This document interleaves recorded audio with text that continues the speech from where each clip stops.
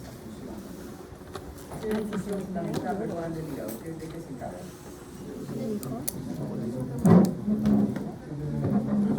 Otra palabra. Metabolismo del fármaco.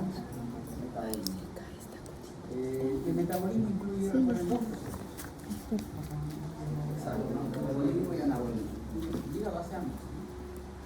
Cuando hablamos de fármacos, obviamente, ¿qué estará involucrado? ¿El anabolismo o el catabolismo? Catabolismo, ¿no? Porque imagínense, ya nadie compraría fármacos porque el hígado produce, ¿no? Evidentemente el catabolismo. Entonces, claro, es que el fármaco es una sustancia endógena o exógena. Exógena, ¿no? ¿Y el hígado cómo lo reconoce? ¿Como propio o extraño? Extraño. Entonces hay dos cosas que hace el hígado, ¿no? Una es que dice, bueno, miren, esto es algo extraño. ¿Qué hace al respecto el hígado? Lo busca, porque el fármaco ingresa y busca alterar un proceso, ¿cierto? Esa es la razón de ser el fármaco. Lo damos porque algo hace el fármaco, tiene una acción.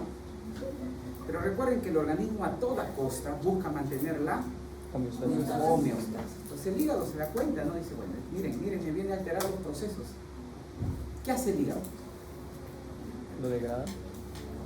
Pero con el término ahí, si el fármaco va y tiene una acción, el hígado, ¿qué busca hacer? Inactivar. Pero ya lo inactivó y ahí quedó todo. ¿Qué más falta? Exacto, muy bien, excretarlo, ¿no? Esas son las dos funciones del hígado: inactivar y hacer excretable, ¿de acuerdo? Pero ¿qué pasa? Fíjense, cuando un paciente tiene una insuficiencia hepática, no está funcionando bien su hígado, ¿no? Entonces, ¿qué podría pasar? ¿Qué podría pasar? Estamos dentro del... A ver, vayan pensando mientras tomo listas que están dentro del plazo. Como reglamento, recuerden que hay una tolerancia de 30, ¿no? En el reglamento de pregrado, nosotros hemos solido dar 10 minutos. Es más, la carrera lo especifica ahí. Sería habido problemas, ¿no? El reglamento dice 30. Así que ustedes llegan y, claro, si todavía estamos empezando, podríamos tomar. Después de ese tiempo, obviamente ya no corresponde. No se olviden que se cuenta, o sea, no hay la figura de tardanza. Si llevan por sí 40 minutos, eso es falta. Evidentemente pueden estar, si están matriculados, pueden estar en la actividad, pero ya no se cuenta. Y del 30 máximo, no se olviden que incluye las justificadas, ¿ya?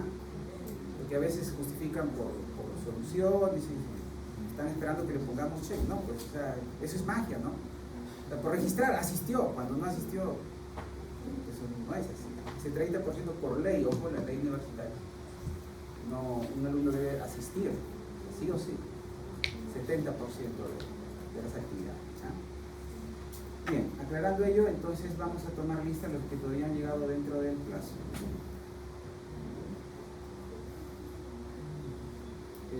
Anselmo de la Rosa, okay. Garraincochea, Reyes Rojas, Ruiz, Tolentino, Valenzuela, Vargas Claudia, Vázquez, Ishikawa, Sumaeta. Bien. Obviamente por interés traten de venir temprano, porque como ven se interrumpe y es valioso tiempo que perdemos. ¿De acuerdo? Bien.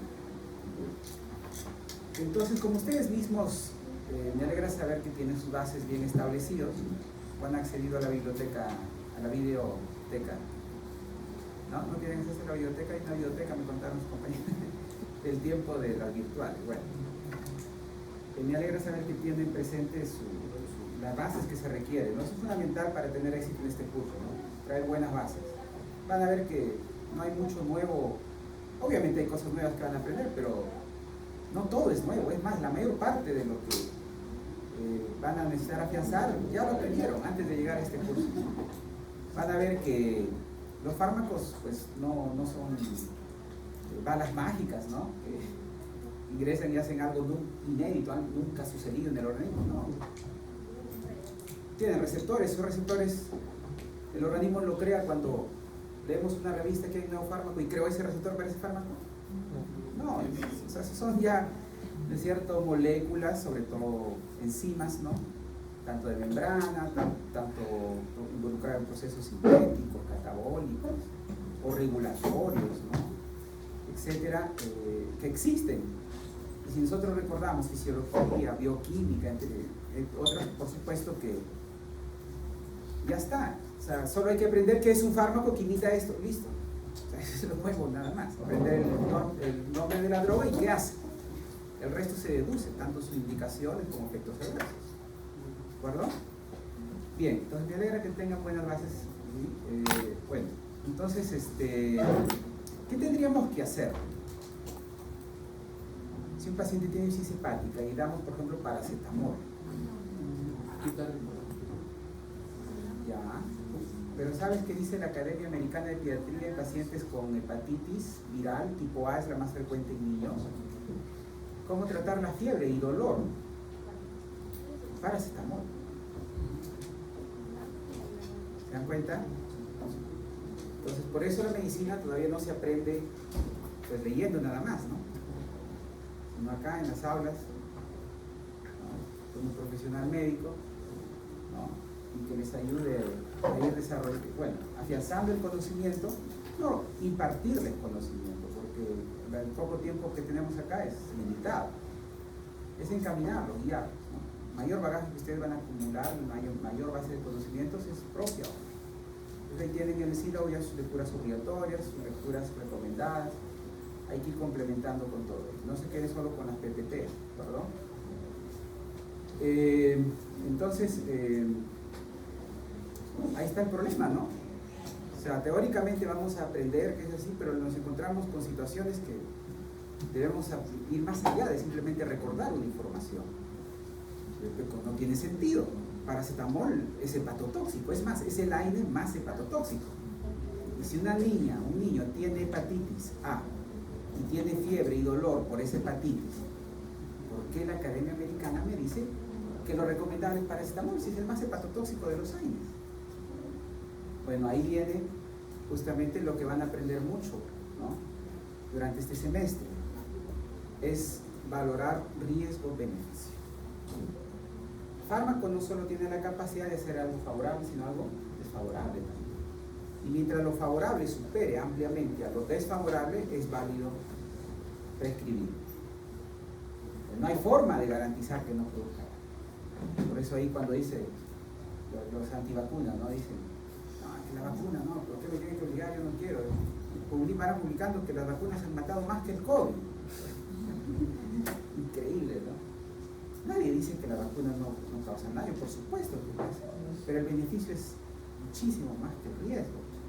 Es imposible crear algo que sea completamente benigno y no tenga un efecto deleterio. Es imposible. ¿Por qué? Porque el organismo es extremadamente complejo. O sea, no llegamos todavía a ese nivel. Si fuera así tan sencillo crear, ¿no?, una sustancia, un fármaco que vaya y solo produzca bien, pues todos estaríamos en el paraíso, ¿no? O sea, felices, y no habría enfermedades.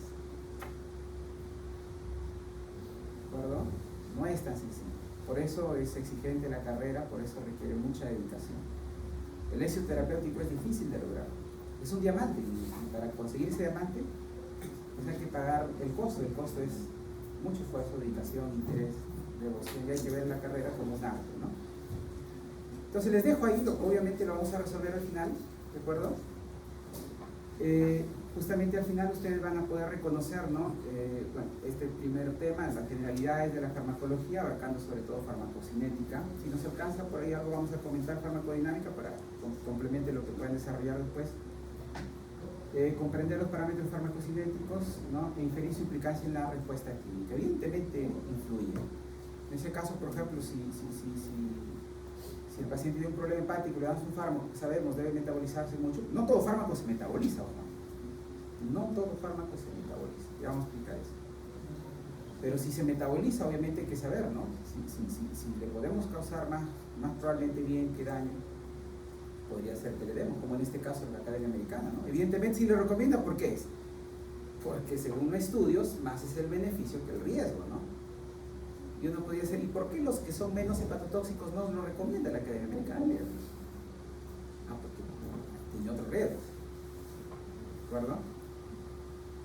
Que probablemente sobrepasan los beneficios. Bien, entonces esa es la hoja de ruta, ¿no? Los contenidos, ¿ya? Bueno, hoy por hoy la farmacología, pues, es una rama de la ciencia médica y a la vez confluye con otras ramas de la ciencia médica, ¿de acuerdo? Pero las 4 dimensiones fundamentales de la farmacología son la farmacocinética, la farmacodinámica, la eficacia y seguridad, ¿ya? Entonces, por ejemplo, la psicofarmacología, en este primer bloque vamos a ver muchos temas de psicofarmacología, o sea, es una integración de la farmacología aplicada a enfermedades del sistema nervioso, ¿no? Tanto disfunciones como son por ejemplo, la demencia, el Parkinson, la psicosis, la depresión, así, ¿no? Como también el sistema nervioso periférico, lo que es pues, trastornos que afectan al sistema nervioso simpático y parasimpático, ¿no? Hay un tema también de exposición de farmacogenética, por ejemplo, sabemos que hay diferencia en la respuesta de un paciente a otro. No es puede tener la misma condición, la misma gravedad, el mismo tiempo de enfermedad, la misma edad, el mismo sexo, tomar el fármaco del mismo lote, si quieren ya, exagerando, en la misma hora, con milisegundos incluidos, y la respuesta no va a ser lo mismo, ¿de acuerdo? Entonces hay diferencias. Bueno, en resumen, pues, obviamente es una rama de la ciencia que a su vez integra otras. Dentro de esta rama de la farmacología hay esas 4 dimensiones que hay que abarcar. La farmacocinética describe ¿qué? ¿Cómo el organismo Se absorbe o metaboliza el fármaco. altera, ¿no es cierto?, los procesos del fármaco. Entonces no estamos hablando solo que el fármaco ingrese y hace algo, ¿no? Sino que el organismo también. ¿Por qué? Porque lo reconoce como extraño. Y busca a toda costa mantener su homeostasis, ¿de acuerdo? Entonces hay una influencia mutua. Si hay una influencia mutua, obviamente hay que estudiarlo de ambos frentes, ¿no? De la farmacocinética, de la perspectiva de lo que el organismo le hace al fármaco, y a la farmacodinámica, obviamente, la contraparte, ¿no? Lo que el fármaco causa en el organismo. ¿Qué es lo más importante, muchachos? ¿Qué será lo más importante? ¿La farmacocinética o la farmacodinámica? La farmacocinética, ¿seguro? A ver, farmacodinámica, 2 versus 1, ¿quién más? A ver, farmacodinámica, 2-2, al desempate.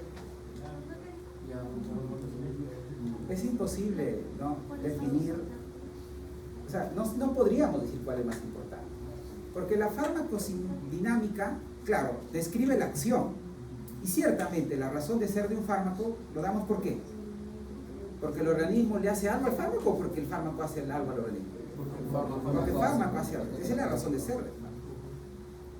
Pero esa acción depende de la farmacocinética, porque no es tan fácil, pues, ¿no?, que el fármaco llegue, tiene una convulsión, pero el fármaco tiene que llegar hasta el foco epileptogénico, que usualmente es la corteza, y algunas veces estructuras subcorticales.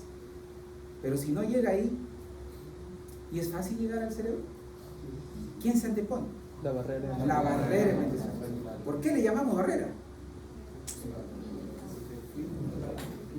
Porque no deja pasar, o sea, está controlando ahí, es una escollo, ¿no es cierto? Es algo que es muy selectivo que permite pasar. Entonces, no se puede decir que es lo más importante. Por ende, nos corresponde, obviamente, conocerlos, entenderlos y aplicarlos a ambas dimensiones.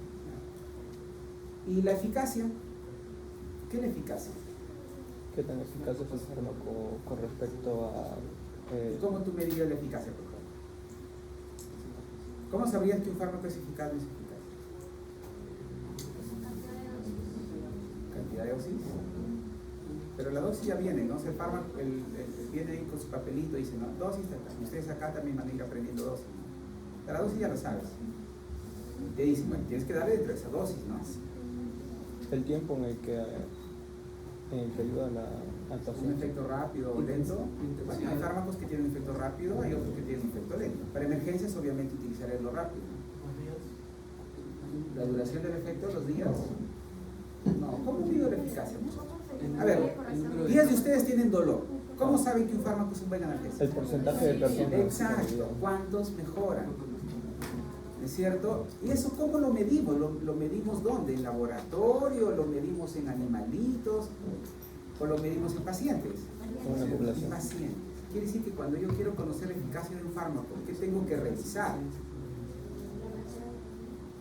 La mejora del porcentaje. ¿Quién nos dice este fármaco es eficaz? La persona. Los Estudios hechos en pacientes. ¿De acuerdo?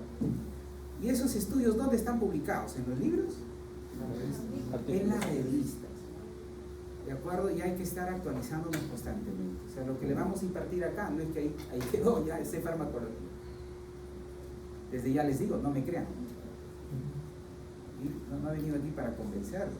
Al contrario, he venido a dejarles conflicto. He venido a dejarles en duda. Ustedes van a tener que discernir. Si acá traemos 10 especialistas y le planteamos un caso clínico, ¿como clones darán la misma respuesta? No. Ahí está la cuestión. Pero no se supone que la medicina es una ciencia y la ciencia justamente sigue el método científico que se corrobora en la evidencia, ¿no? Eso es lo que caracteriza a la ciencia, la demostración empírica de los fenómenos. Entonces, ¿por qué hay esa divergencia en opiniones, en decisiones? ¿Por qué? Porque cada uno es distinto. Pero claro, a ver, si aquí nos sacamos unos compañeros y les pedimos que lo describan, se supone que debe ser lo más próximo. Nadie va a decir, no, uno va a decir es bajo, otro es alto, sobrepeso, cuerpo atlético o déficit de peso. ¿Habrá esas divergencias que uno diga obesidad y el otro diga déficit de peso? No debería, ¿no? Entonces, ¿qué es lo que determina la diferencia? Si yo tengo un estudio, ¿quiere decir que alguien tiene comprensión lectora y otro no? Pues supone que un médico tiene buena comprensión lectora, ¿no? A veces nos han hecho reclamos en los exámenes. No se entiende, pero a ver, a veces hay informes médicos, ¿no? Solo nosotros lo entendemos, los médicos. O sea, si no lo entendemos nosotros, pues, ¿quién entonces lo va a entender, no? Tenemos que tener muy buena comprensión lectora, muchachos. La diferencia, y eso está estudiado, la neurociencia lo dice, por supuesto, es que cómo trabaja el cerebro, ¿no? El conocimiento es como tener un cristal y que está opacado. Va un sauna y el vapor pues está opacado.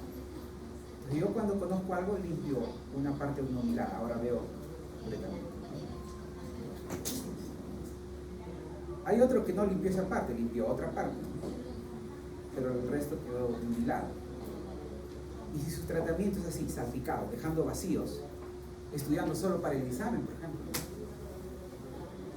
o estudiando solo mis anotaciones, no complementando con las lecturas obligatorias, voy dejando vacíos. Entonces imagínense que cada uno tiene un cristal opacado y hemos ido dilucidando, aclarando ciertas áreas, pero hay áreas que no están, hay vacíos, yo no puedo ver eso. Entonces cuando alguien opina, obviamente lo hacen, digamos, recurriendo a lo que puede ver, lo que puede, tanto en lo que ha conocido como lo que ha experimentado, los casos que ha visto, las respuestas que se han dado con lo que, sus intervenciones que ha tenido, lo que puede haber investigado, por supuesto. A todo ello, todo ese bagaje, ¿no? Base de conocimientos, expertise, razonamiento clínico y pensamiento crítico, todo ello confluye para decir, entonces ustedes van a ir aquí entrenando esas capacidades, ¿de acuerdo? Entonces, la eficacia, no se olviden, nos lo dicen los estudios. Y van a ir viendo que tristemente no todas las recomendaciones que a veces se hacen basándose con un sustento en estudios. Y por eso ahora hablamos de evidencia, ¿no? Y la evidencia se clasifica. ¿Cuál es el mayor nivel de evidencia? Es, por ejemplo, las revisiones sistemáticas, sobre todo de tipo metaanálisis, ¿no? Que agrupan varios estudios, de repente uno hecho en China, otro hecho en Perú, otro hecho en Papúa Nueva Guinea, no sé. ¿De acuerdo? El hecho de que sean, obviamente no solo mezclar resultados, sino tienen que aplicarse criterios, ¿no? Muchos de ellos con modelos matemáticos rigurosos. Y ese metaanálisis, una población que ha cumplido ciertos criterios de homogeneidad, me dicen, ok, este fármaco sí es eficaz. Segundo nivel, por ejemplo, están los ensayos clínicos. Los ensayos clínicos son estudios individuales. La metaanálisis agrupa varios ensayos clínicos. Los ensayos clínicos tomados individualmente son el segundo nivel de evidencia. Tercer nivel de evidencia son estudios analíticos. Cuarto son pues estudios de casos, reporte de casos, ¿no? O sea, no hecho en grandes grupos, sino casito publicado por ahí, una serie de casos. Y el quinto, el más bajo, el peor de todos. O sea, el peor nivel de evidencia es opinión de expertos. Por eso les dije que deben creerme, no me deben creer. No me crean, como dice Melcochita, ¿no? Bueno.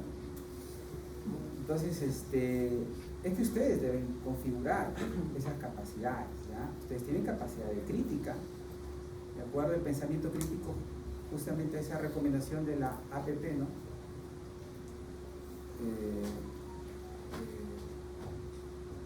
No, de la APA, perdón, ¿no? American Pediatric Association. Valdría aplicar una valoración, ¿no? ¿Es correcta o no es correcta esa indicación? ¿Qué dice? A ver, la guía. Nivel de evidencia, ¿qué es esa recomendación? ¿Primero o el quinto?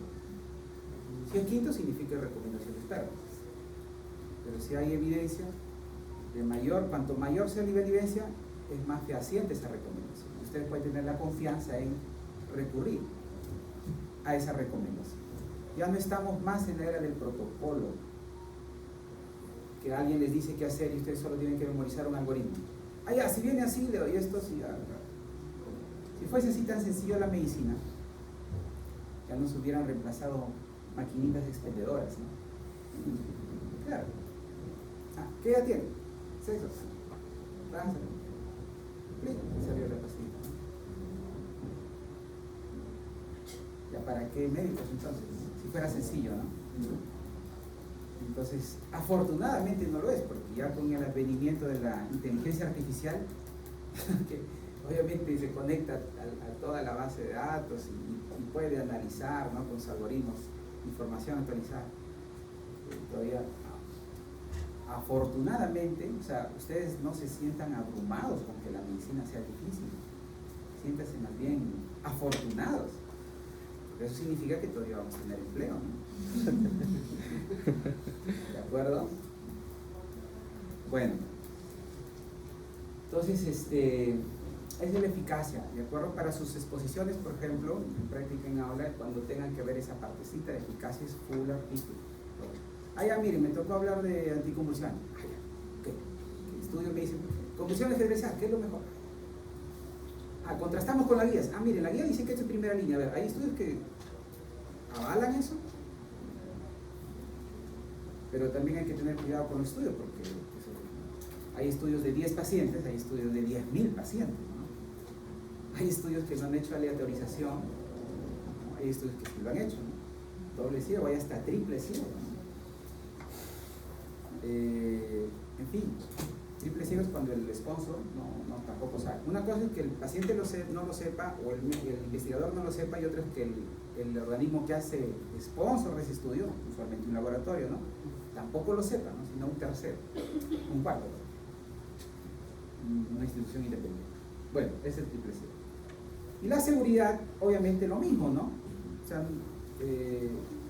se ven pacientes. Claro que hay estudios preclínicos, o sea, no realizados en pacientes, sino en animales, modelos animales. Hoy por hoy la tendencia está a usar animalitos, ¿no?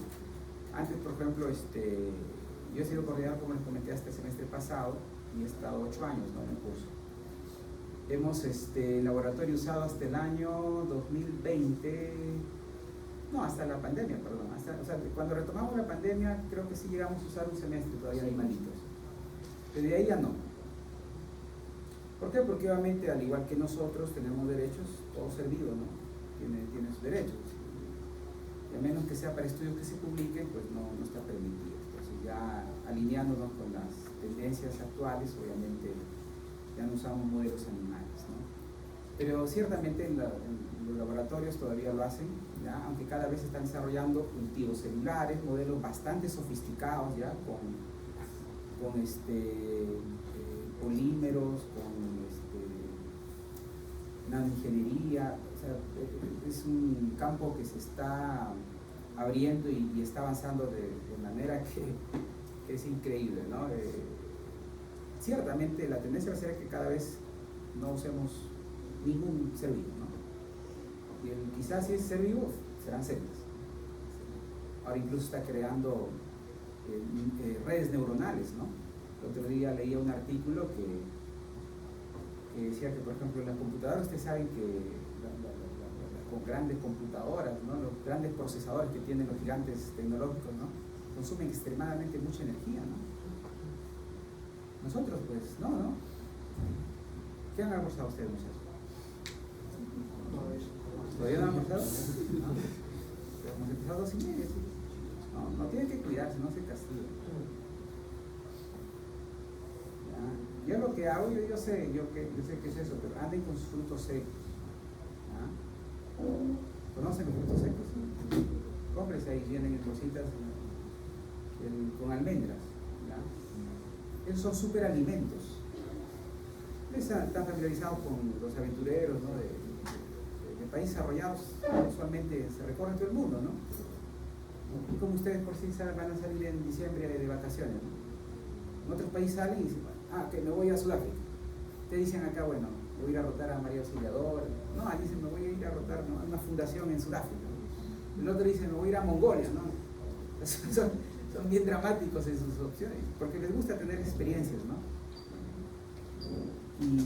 Y a veces se pasan pues meses o incluso un año, ¿no? Es común que tengan su famoso año sabático, ¿no? Y a veces se van a zonas pues recónditas, ¿no?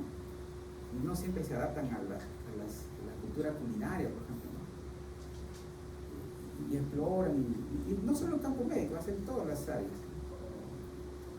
Hay quienes por sí dicen, me voy a internar 3 meses en los Apalaches, ¿no? Una cadena montañosa al sur de Estados Unidos. Y literalmente, ¿no? Se van 3 meses, te digan, ¿pero y qué come? ¿Qué? Se pone a cazar, de pronto se vuelve un nómade, ¿no? Cazador-recolector, no sé. No, andan con sus frutos secos. ¿Ya? Compran sus barras energéticas, ¿no? Para la mañana, para el mediodía sus frutos secos. Anden con ellos, muchachos. ¿Ya? Ciertamente la población médica es la que más suele sufrir de problemas gastrointestinales. A la edad de ustedes, por frecuencia, la dispepsia, que no involucra lesión. Pero a medida que lleguen casi en la segunda década, ya empiezan problemas ya lesivos, ¿no? Puede ser una gastritis, ¿no? Aguda, crónica, úlcera. Así que cuídense, no tienen por qué estar castigando. Anden con su frutito seco y eso está demostrado que hasta puede reemplazar. Ustedes comparan la tablita nutricional, ustedes se pueden consumir 100 gramos de frutos secos, equivale a un almuerzo así copioso. Que sean misturas, ¿ya? Por lo menos 6 distintos tienen que tener. Cóctel de almendras es el que suele tener. Bien. Eso lo pueden comer donde sea, pues, ¿no? Ya, entonces la seguridad, obviamente se estudia preclínico y clínico también. Muy bien. ¿Tenemos hasta qué hora, muchachos? 5 puntos.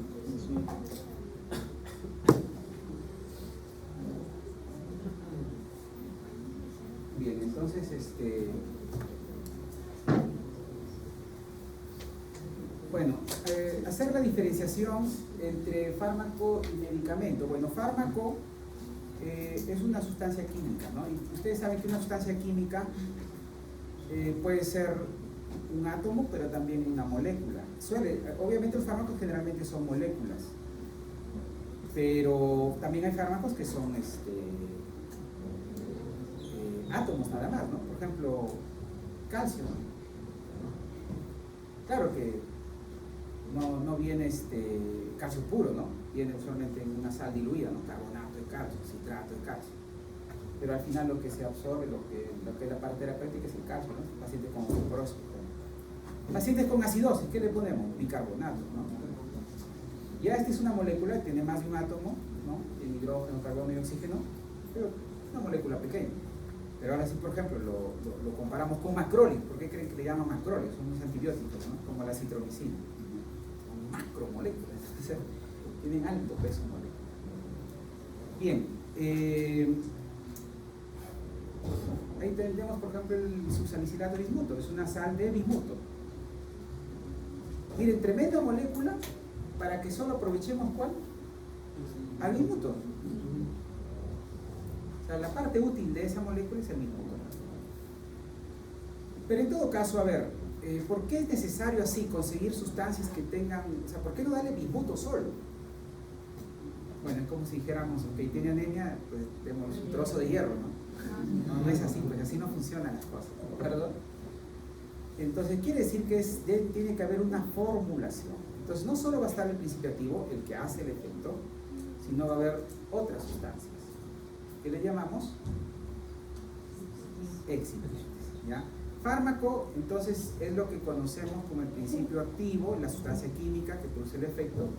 Medicamento es la combinación de ese principio activo con excipientes. Los excipientes usualmente favorecen que ese fármaco ingrese y sea aprovechable. ¿De acuerdo?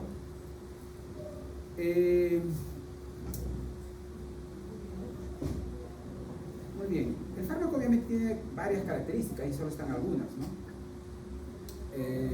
Los nombres. Hay un nombre químico, por ejemplo, tenemos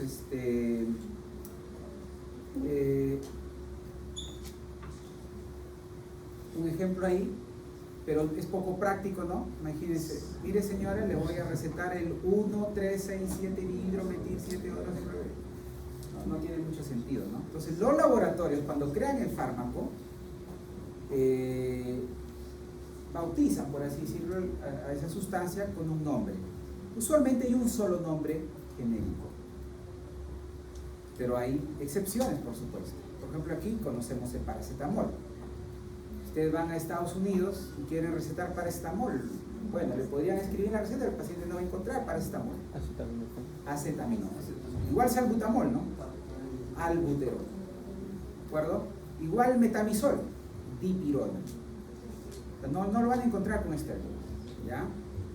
Pero son raros casos, ojo. La gran mayoría solo tiene uno. Bueno, afortunados ustedes porque no van a tener que aprender múltiples, aparte de los mencionados y algunos otros, pues básicamente es un solo. La obligación aquí es aprender los nombres genéricos, ¿ya? Los nombres comerciales, que son los que pone cada laboratorio. Por ejemplo, el paracetamol, aquí un laboratorio le llama, ¿qué marcas conocen del paracetamol? Panadol, ¿qué otro?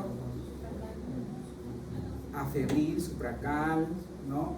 Cetamol, Efetamol, hay un montón. En Estados Unidos, por ejemplo, el nombre más conocido y del laboratorio que lo creó, Tylenol, ¿cierto? En fin. Igual acá el sildenafilo, ¿no? Para el ejemplo, miren, nombres comerciales, ¿no? Nicrer, Viagra, ¿no? El más difundido, el primero, de hecho, ¿no? Rebatilo, y hay otros, ¿no? Bien. Bueno, las formas farmacéuticas son abarca que sobre todo con cómo vienen formulados, ¿de acuerdo? Hay algunos que vienen sólidos, lo típico pues son los comprimidos, ¿no? Se llama comprimidos porque literalmente, o sea, se produce así en forma de polvo sólido, ¿no? Está pulverizado y se comprime a alta presión. Y por eso se llama comprimido o tableta, ¿no? Hay otro que viene semisólido. Puede ser, por ejemplo, grajeas blandas, ¿no? Puede ser un jarabe, ¿no? Coloidal. Y hay algunos que vienen como soluciones, ¿no? Por ejemplo, los intravenosos sobre todo vienen como solución. Los anestésicos inhalatorios, obviamente viene para inhalar, ¿no? Entonces hay distintas formulaciones, ¿ya?, de los fármacos. Y al final, cuando administramos al paciente, obviamente esa formulación debe ser seleccionada de acorde a la condición del paciente, ¿no?, a la patología, al sitio de acción, a la prontitud con que quiero que haga efecto. Si viene un paciente, por ejemplo, con una emergencia, obviamente hay que darle algo que tenga una más rápida absorción y alcanzar niveles en sangre altos, y digo en sangre porque es el primer compartimento que debe alcanzar, porque ya sabemos que por la circulación el fármaco puede llegar a cualquier órgano blanco, ¿no? Entonces hay múltiples factores en realidad ahí, pero puede que el fármaco, por ejemplo, no tenga una rápida disolución. Yo tengo que saber si ese fármaco que le puede dar al paciente tiene una acción rápida o no. ¿Y esa acción rápida de qué va a depender, por ejemplo? De la formulación. Podría ser, antes de la absorción hay un proceso de liberación. Hay fármacos que no se liberan rápido. Y usted dirá, pero ¿por qué no le han hecho que se libere rápido? Porque puede ser fármaco que de repente en el estómago es inestable. Ustedes saben que en el estómago, ¿qué hay? Ácido. ¿Qué pH recuerdan? 3. Bueno, entre 2 y 3, 2.5. Pero cuando sale del canalículo, ¿saben qué pH es? Porque una cosa es ya cuando sale sobre la capa mucosa, ¿no? Ahí es entre 2 y 3, ¿no? Pero cuando está saliendo por el canalículo de las glándulas gástricas, ¿qué pH alcanza? 0.5, 0.6. ¿Ustedes saben qué pH tiene el ácido muriático? ¿El ácido muriático no es ácido clorhídrico también? Sí. ¿Qué pasa si ustedes le ponen un trocito de carne ahí? Tampoco. ¿Cierto? Licuefacta, ¿no? ¿Por qué en nuestro estómago no pasa eso? Por la glucosa. Ahí es muy eficiente, ya lo veremos cuando nos toque ese capítulo, ¿no? Es extremadamente eficiente. Por eso les recomendaba hace un momento que no se descuiden. Porque imagínense, si ustedes están habituados a almorzar a cierta hora, ustedes ya saben por los experimentos de Pavlov, ya están condicionados. Ah, todos esos días almuerzo a esa hora. Así no coman, su estómago va a producir. Y si no encuentra nada, pues imagínense, autofagia, ¿no?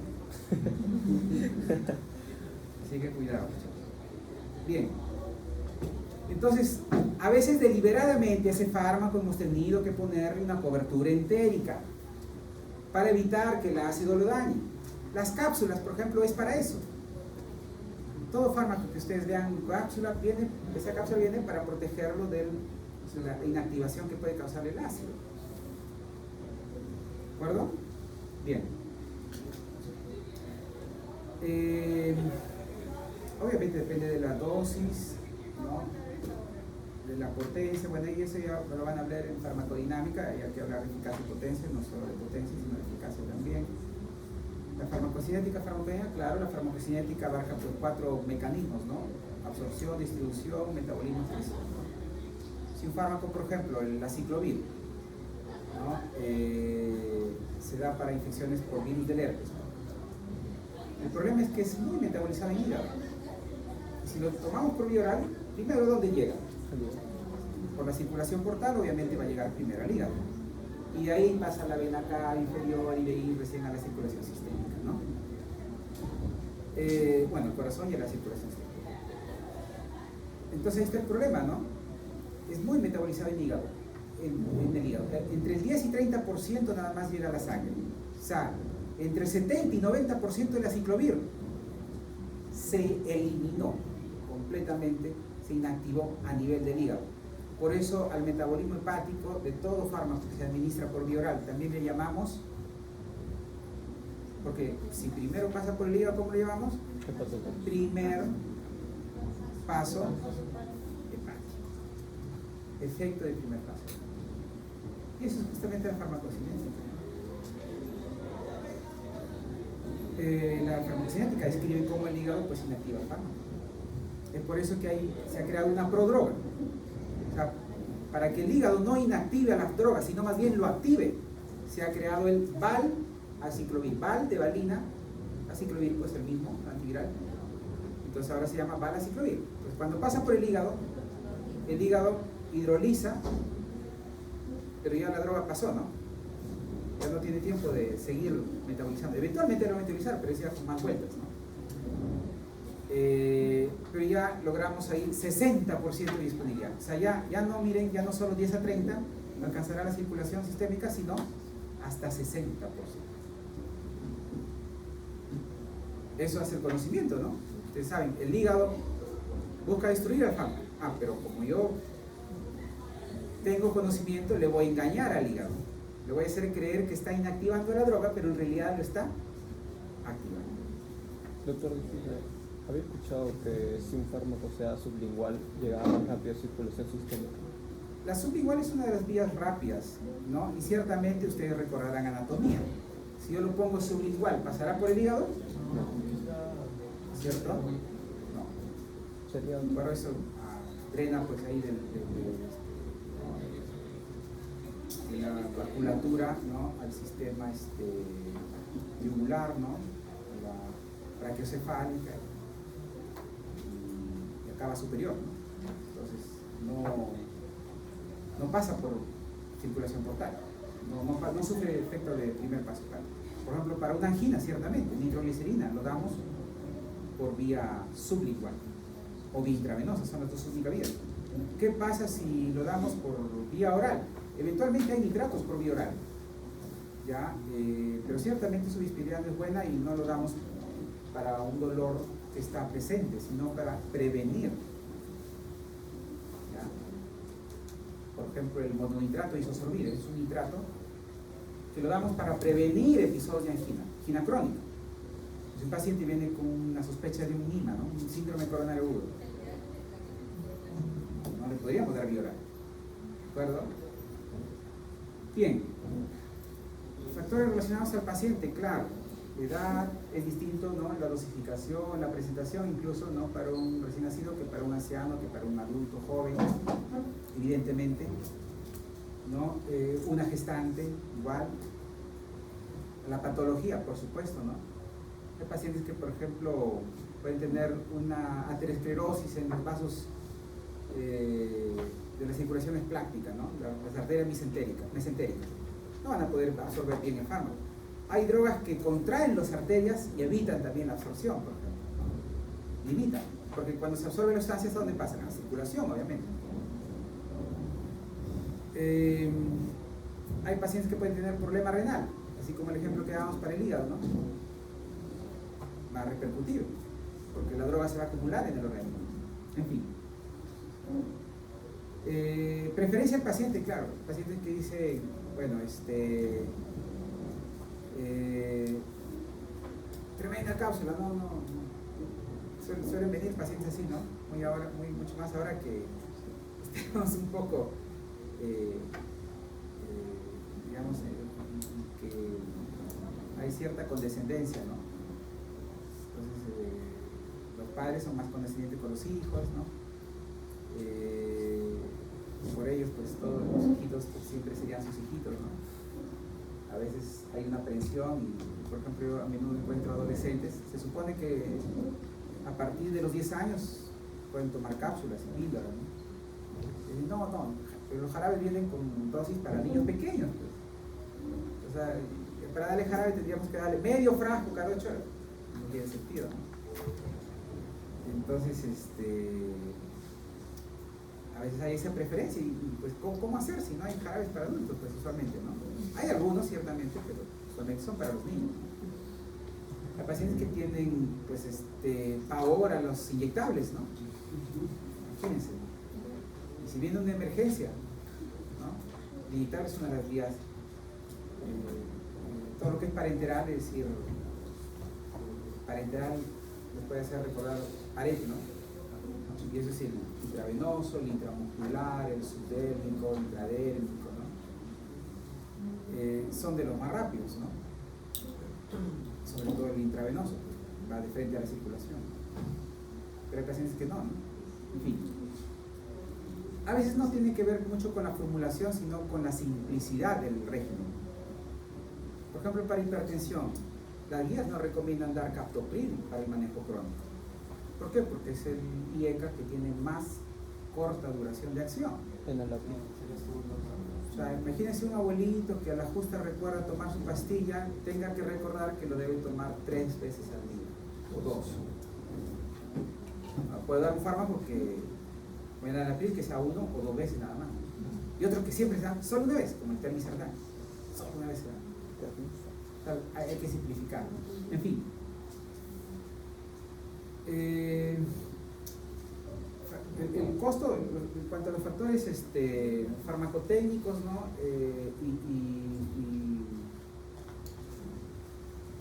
Y también de costo-beneficio, también es un problema, ¿no? Pues hace poco tenía un paciente que ha evolucionado muy mal con su artritis reumatoide, por ejemplo, y él es candidato para terapia con biológicos, ¿no? Y el factor de estrés tumoral alto, ¿no? Está evolucionando muy mal, pero no puede recurrir a este tratamiento. Godelimumab, que es quizá el más barato, en realidad es el más costoso, pero como es uno mensual, termina siendo uno de los más económicos, porque hay otros que, claro, cuestan la tercera, la cuarta semana, como el infliximab, pero se dan cada semana esos. Si sumamos las 4 dosis mensuales, pues casi equiparan al costo del godelimumab, ¿no? Entonces, acá van a tener mucho, en nuestro contexto se ve mucho eso, ¿no? Pacientes que no, o sea, son candidatos ya para una intervención, pero no pueden hacer por el precio. Ustedes no pueden ir, el papel aguanta todo, ¿no? Ustedes van y trabajan, por ejemplo, atendiendo pacientes del CIS, ¿no? En el CIS no hay todo tipo de fármacos. Y si ustedes ponen su consultorio en una zona que es, ¿no? Urbano marginal, población, condición precaria económicamente, el papel va a aguantar todo, pues usted no le indico godelimumab, ¿no? Mensual. O sea, eso tenemos que valorarlo, ¿sí?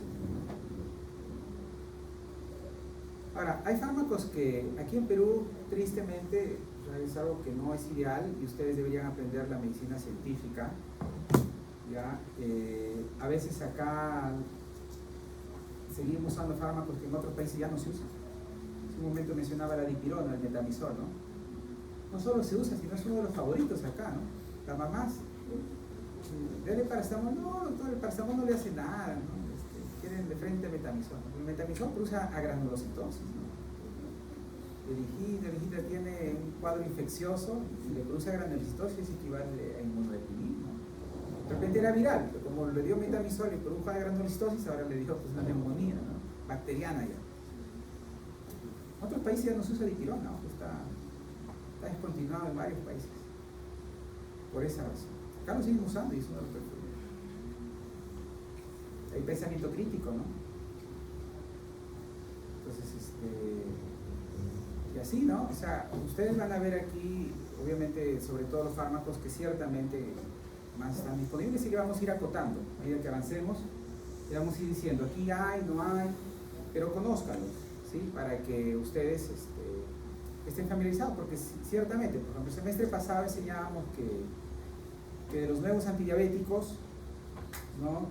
Que son 3, ¿no? Los agonistas receptor de GLP-1, inhibidores de GLT2 y inhibidores de EPP4, solo había uno, los inhibidores de EPP4. Bueno, ya llegaron los inhibidores de GLT2, empaglifosina, ya está comercializado. Y su costo no es tan alto, ¿ah? Qué bueno. Qué bueno que no ha llegado con un costo muy alto. Es que ha tardado en llegar, que tiene años, ya una década, que a Perú no ha llegado. Los agonistas receptores de GLP-1 solo en el entorno privado, ¿no? Y clínicas que lo crean, pero no lo comercializan. Buscan en farmacia, no lo van a encontrar. La semaglutida, por ejemplo, no hay agonistas receptores de GLP-1. Pero ya llegaron los inhibidores GLP-2, ya los tenemos acá, ya lo pueden comprar, ¿no? Las cadenas conocidas, ya lo pueden. Si no les hubiéramos enseñado estos fármacos, pues recién estuvieran conociendo. Entonces, esa es la idea, que no solo sepan los fármacos que hay acá, los que se suelen usar, que muchos de ellos no son los ideales y otros países ya los han descontinuado, sino aprender la medicina científica, ¿ya? Sino cuándo van a conocer esos fármacos. Ya están acá. Bien. Bueno, justo comentaba la vía de administración, son diversas por supuesto, esto lo van a ver también en su práctica de laboratorio, ya, la óptica obviamente por el oído. Ahora, no, cuando es óptica, pues será para tratar condiciones ¿qué? ¿En el oído externo, medio o interno? Interno. Interno. Miren, ustedes saben la anatomía del oído. Ah, no le hemos bajado el ecrán. Oído interno. Brilla y no les deja visualizar bien. ¿Qué creen que pueden la vía óptica? Aunque ahí han puesto, esa imagen es imprecisa, ¿ya? Ah, no, sí, porque ahí está esa vía, ¿no? Intracoclear, sí, esa es la intracoclear la que está dibujada. Pero la vía óptica tópica es solo para condiciones del oído externo, ¿ya? No se utiliza mucho la intracoclear, eventualmente se usa, anteriormente se usaba, por ejemplo, ¿en qué casos? Hay pacientes que sufren tinnitus o acúfeno, ¿no han escuchado?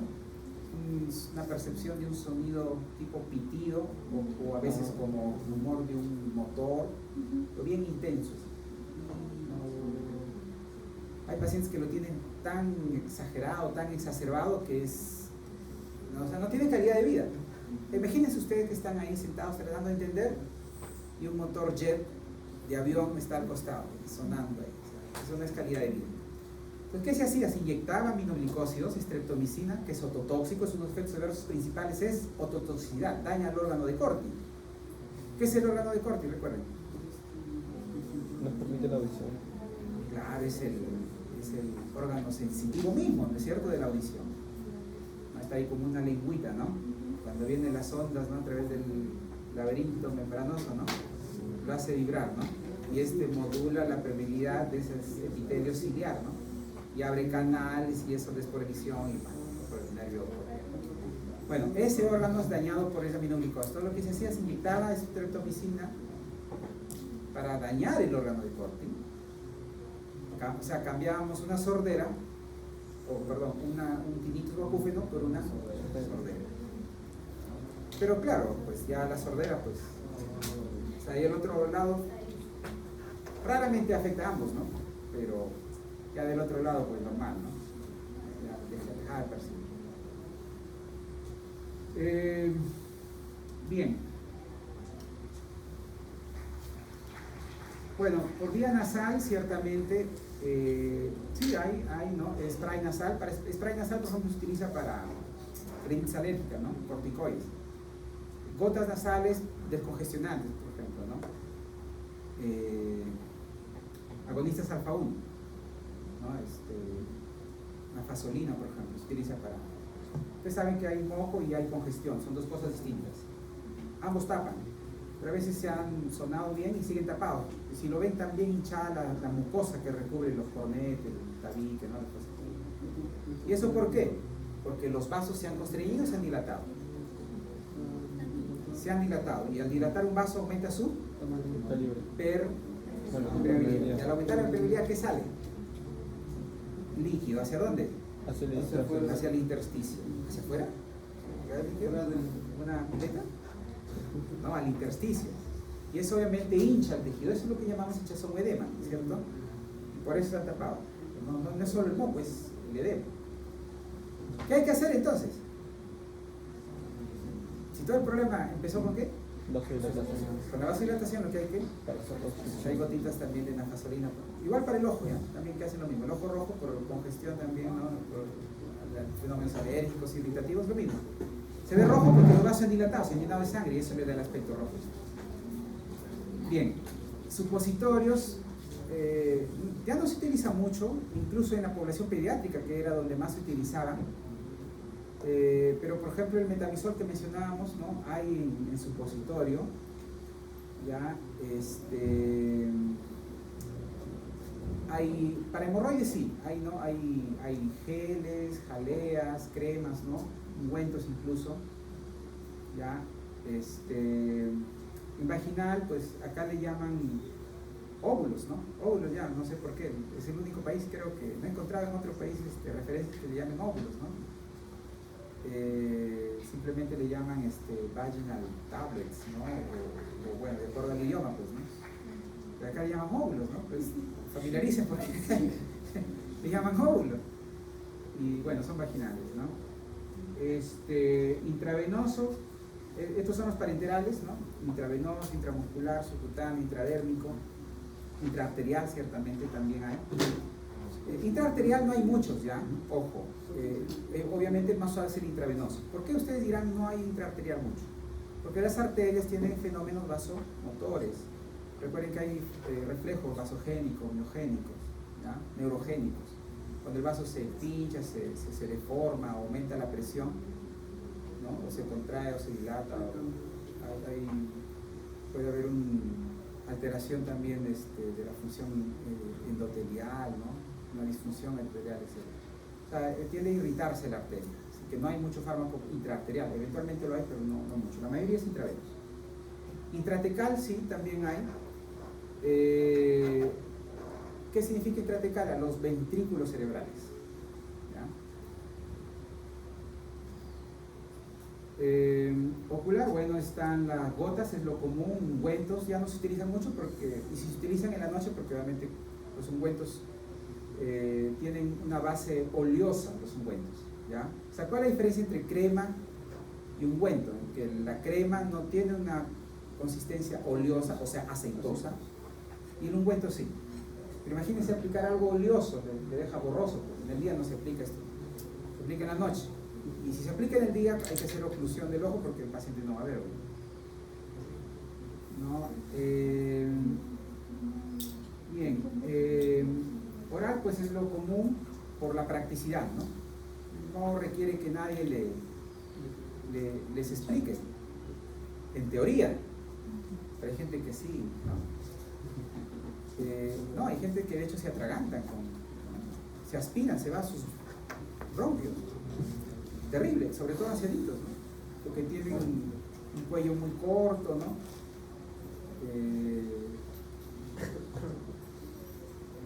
Bueno, es distinto cómo tomar una tableta que una píldora, por ejemplo, y eso lo describieron los alemanes. ¿Ya? Por ejemplo, las píldoras versus los comprimidos o tabletas, ¿cuál tiene más densidad? ¿Cómo? Los comprimidos. Ya, y si yo lo pongo en un vaso, ¿cuál queda en la superficie y cuál se hunde? El segundo es el comprimido. El comprimido es, como dice el nombre, un polvito que está bien compacto, ¿no es cierto? Y la cápsula, todos han visto una cápsula. ¿Es pesadita la cápsula? No, ¿no? ¿Han abierto alguna vez una cápsula? ¿Qué tiene dentro? Gránulos. Gránulos, no me digan bolitas, ya hablemos con lenguaje, ¿no? Acorde a su nivel, muchachos, quinto siglo. Gránulos, ¿de acuerdo? Si no es su historia, ¿no? Por ahí hay un problema y van a leer. Doctor, ¿qué es? ¿No? Así dice el lenguaje. Se ha dado el caso, ¿eh? Y no van a quedar bien, ¿no? Porque van a traer un perito. ¿Es esto, no? Bueno, buena comprensión lectora, buena redacción también, ¿ya? ¿De acuerdo? Bueno, entonces, obviamente la cápsula, ¿dónde se queda? ¿En la superficie o en el fondo? En la superficie, en el nivel del... ¿ya? Y el comprimido es el que se hunde. Entonces, miren, cuando un paciente va a tomar una cápsula, ¿qué le decimos? Lo coloque en la boca y tome el trago y lo pase así o así. A ver, razónenlo. Una cápsula. ¿Para abajo? ¿Por qué? A flotar. O sea, la idea ahí que, ¿qué es lo que debe deglutirse primero? ¿El medicamento o el agua? El medicamento, para que el agua lo empuje, lo arrastre. Su compañera al toque se da cuenta, miren. Claro, es que es esto, por eso le digo. El oral es el más suave porque parece muy práctico, muy sencillo, nadie te debe enseñar a... ¿no? Pero sí hay, sobre todo ancianitos, se ha dado el caso que se han aspirado y han hecho una neumonía aspirativa. Entonces no hay que tomarnos, a veces viene el paciente ni le examinado, eso no es ser médico, ¿no? Eso no es un acto médico. Hay que involucrarnos en el cuidado de nuestros pacientes, ¿de acuerdo? Para que sea evidente que que es nuestro arte, ¿no? Que es nuestra pasión. Entonces es cierto, cuando son cápsulas, ¿no? Decimos que lo coloque, ¿no? Para colocarlo no tiene que estar agachado ya, lo coloca. Pero sí para deglutirlo tiene que ponerse en esta posición la cápsula. Y cuando sea comprimido, sí al revés, pues, ¿no? Hacia atrás. ¿Ya? La mayoría no tiene dificultad, pero hay que siempre preguntar, sobre todo con las personas mayores. ¿Ya? O con pacientes de cualquier edad, pero que es gordito y de cuello corto. Y claro, desechado. Bien.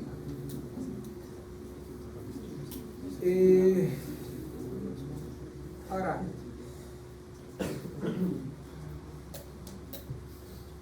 la inhalatoria, bueno, hay varias formas de inhalatoria, ciertamente, ¿ya? Esto lo vamos a ver en asma, pero, por ejemplo, el MDI, que es el más familiarizado de ustedes, seguramente tiene forma de L, ¿no? Que presiona, ¿no? Idealmente hay que usarlo con una aerocámara, pero también se puede usar así directamente. Y es distinto a la nebulización, ¿no? Que es lo que están viendo allí, ¿ya? La nebulización significa crear una nube, ¿no? O sea, hay un compresor de aire que pulveriza la solución para que el paciente viva. Entonces, nebulización no es igual que inhalación. A su vez también hay antiasmáticos que son por vía inhalatoria, pero no son igual que el MDI. MDI viene del inglés Metered Dose Inhaler, o sea, inhalador de dosis medida. ¿Por qué? Porque cuando se hace puff, ¿no? Se hace presión y sale el polvito, está ya diseñado el sistema para que libere 100 microgramos de salbutamol. O, por ejemplo, si es un corticoide para adultos, 250 microgramos de fluticasona o beclometasona, que también tiene 250, ¿no? En fin, por eso se llama dosis media, ¿no? Metered Dose Inhaler. Pero hay otros que vienen, los discos. Los discos no vienen polvitos, sino vienen una pastilla sólida que el paciente al inhalar vigorosamente hace que se sublime. O sea, de sólido pasa de frente a gaseoso sin pasar por líquido. Entonces, es otro sistema bien. O sea, hay varios. Luego están los tópicos, transdérmicos. Ya. Es distinto, obviamente, una crema, ese es tópico. Ya. Hay, por ejemplo, hay un parche de insulina que tiene unas espículas a nivel nanomolar que se introducen en la capa superficial del PEP. Ni siquiera duele, porque son tan pequeñitos que ni siquiera se duele. Duele, perdón. Ese es transdérmico, ¿no? Hay también una bombita de difusión que se coloca, ¿no? Para los diabéticos. Esto, sobre todo, los transdérmicos han salido mucho para los diabéticos, ¿no? Para insulina, sobre todo. Es más, son tan sofisticados que hasta detectan los niveles de glucosa y están automatizados para que administren una dosis establecida según los niveles de glucosa que se detectan. Entonces, esto está desarrollándose mucho, sobre todo por el diabetes. Bien. Bueno, la acción farmacológica, como ya hemos comentado, no es que el fármaco vaya a ser algo inédito, no. Es usualmente o potencia o inhibe los procesos que ya se dan en el organismo. O sea, no vamos a encontrar una acción que jamás lo hayamos visto y que esta droga por primera vez lo está causando. Usualmente lo que ya sabemos que sucede en el organismo, los fármacos o bien lo potencian, o sea, lo favorecen, o bien lo inactivan o desfavorecen. ¿De acuerdo? Por ende, aquí la acción de un fármaco es todos los procesos que conocemos. Caso del corazón, el inotropismo, cronotropismo, tronotropismo. Caso de la función intestinal, la peristalsis, ¿de acuerdo? Caso de la pupila, la miosis, la midriasis, o sea, lo mismo que ya sabemos que sucede, ¿ya? Pues el fármaco va y altera esos procesos y ese constituye su acción, ¿no? Pero ojo, hay que diferenciar tres. Creo que acá no, pero por cultura vamos a aprovechar aquí. Esto probablemente lo van a ver en farmacodinámica, pero no se olviden que hay tres procesos que se describen en la farmacodinámica, ¿ya? Es el mecanismo de acción, el modo de acción y el efecto. Mecanismo de acción es todo lo descrito a nivel molecular o subcelular. Por ejemplo, si yo digo salbutamol, ¿qué hace en un músculo liso bronquial de un asmático? Como está constreñido, ¿a qué receptor se une? Beta 2. ¿Pero qué es beta 2? Una proteína, ¿no? Una proteína, un receptor transmembrana asociado a proteína GS. Entonces, cuando se une salbutamol, activa la subunidad alfa de la GS, a su vez, SD ¿estimula a quién? A la adinidad ciclasa. A su vez, la adinidad ciclasa, su nombre lo dice, produce AMP cíclico. ¿Y el AMP cíclico qué hace? Secuestra el calcio al retículo endoplasmático. Sin calcio no hay contracción, por eso relaja. Como ven, he descrito todo a nivel molecular o subcelular. Listo, es mecanismo así. Pero a ver, ¿yo puedo ver eso que pasa en un paciente? No. Entonces, mecanismo de acción jamás lo vamos a ver. Modo de acción puede que sí, puede que no. Modo de acción sería la relajación, o sea, el bronquio está cerrado, de pronto se abre. La broncodilatación, ese es el modo de acción. Pero nuevamente, yo no estoy viendo que se está abriendo el bronquio, ¿sí? O he metido un broncoscopio para ver si ya se abrió el... No, ¿no es cierto? Es correcto, el paciente llegó con taquipnea, ahora ya no es cierto? Llegó con más de 24 si es niño, ¿no? Y ahora está en 16, 18. Eso sí lo puedo objetivar, porque cuando vino le conté, mire, está respirando 30 por minuto, ahora está a la mitad. ¿Lo puedo objetivar o no los efectos? Sí.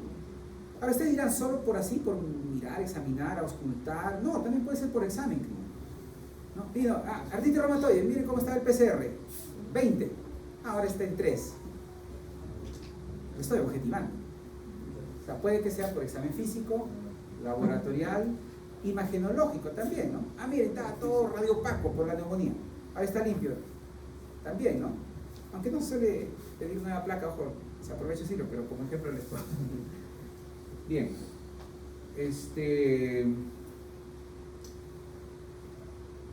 Listo. Ahora, a su vez el efecto no siempre es terapéutico. Terapéutico significa que es favorable, ¿no? Para el paciente. Produce alivio de un malestar, de una dolencia, de un síntoma, signo.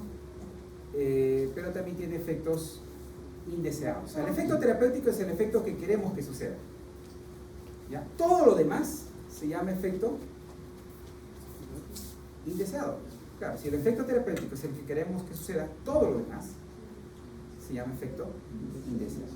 Pero a su vez, dentro de efecto indeseado, creo que aquí no está, pero lo voy a aprovechar para decirles, están los efectos adversos. ¿Todo efecto indeseado es adverso? No. ¿Pero todo adverso es siempre indeseado o queremos causarle daño al paciente? No, a menos que seamos doctores muertes, ¿no? Que obviamente ha habido en la historia, ¿no? Así hace poco condenaron a una enfermera en Estados Unidos, ¿no? Que se había asesinado, este año así, ¿no? Casi, dice, se estima que hasta casi 3 docenas de niños. Todos ellos en UCI con complicaciones, prematuridad, defectos congénitos. Ella se creía depuradora de la condición humana. Dijo efecto indeseado, todo efecto indeseado. No, efecto indeseado solo quiere decir que no es lo que tú quieras.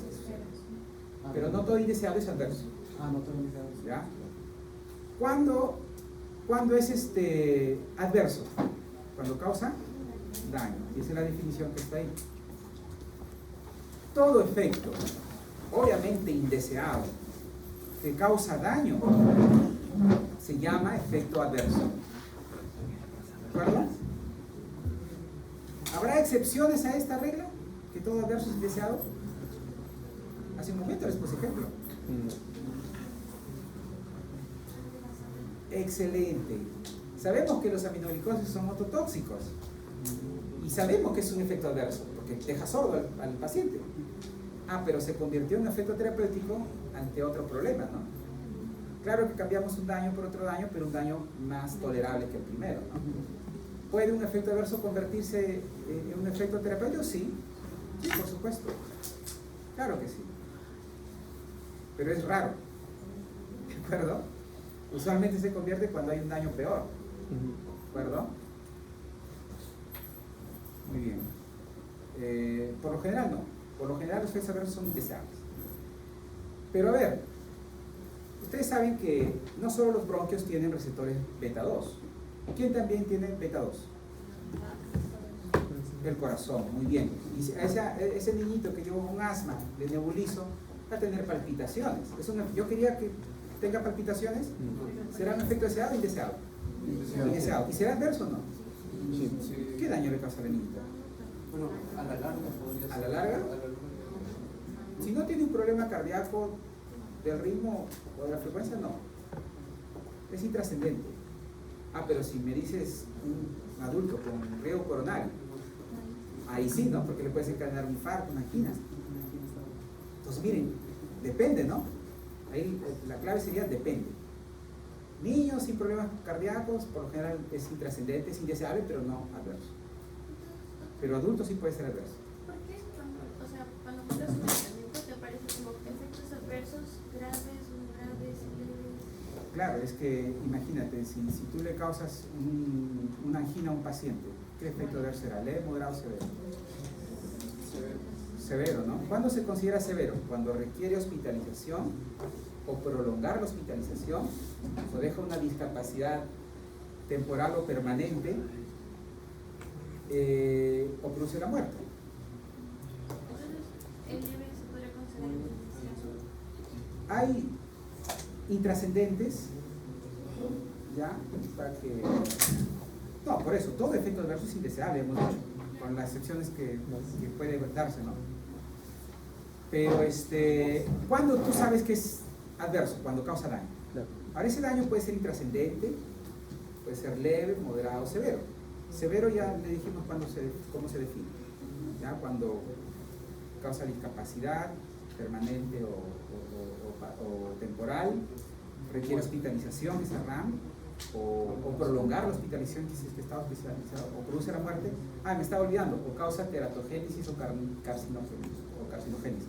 O sea, cáncer o malformaciones, también se considera grave.